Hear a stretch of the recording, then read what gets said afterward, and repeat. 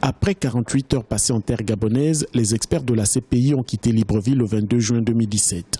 Au cours de cette mission, plusieurs données dans le cadre d'un examen préliminaire en vue de l'ouverture d'une possible enquête pour crimes de guerre, violation des droits de l'homme et génocide suite aux violences post-électorales de 2016 au Gabon ont été collectées. Durant leur séjour, les experts de la Cour pénale internationale ont échangé avec les membres du gouvernement, ceux de l'opposition conduite par Jean Ping, des représentants de la société civile et des diplomates accrédités au Gabon. Si les deux bords politiques ont été très coopératifs, il n'en demeure pas moins que leur version des faits reste très controversée.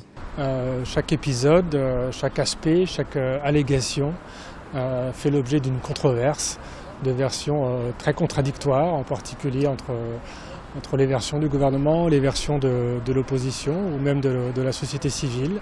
Mais c'est en cela que le travail d'analyse est absolument nécessaire. C'est pour essayer de faire le tri entre toutes ces allégations et essayer d'évaluer sur quoi se fondent effectivement ces allégations et si les informations qui nous ont été transmises sont suffisamment crédibles. Les experts de la CPI repartent satisfaits, d'autant plus que les deux bords politiques ont été très coopératifs. Cependant, le retour de la CPI à La Haye n'est pas synonyme de fin d'examen du contentieux post-électoral au Gabon. La CPI n'a pas ouvert une enquête. Madame le procureur a envoyé ses spécialistes de l'analyse, dont le chef est là, pour voir chaque détail de ce qui nous a été envoyé. La source est-il une source fiable? L'information qui m'a été communiquée sur les crimes qui ont été commis, est-ce que c'est une information réelle? Les crimes dont on parle et ces violences ont-elles été vraiment commises?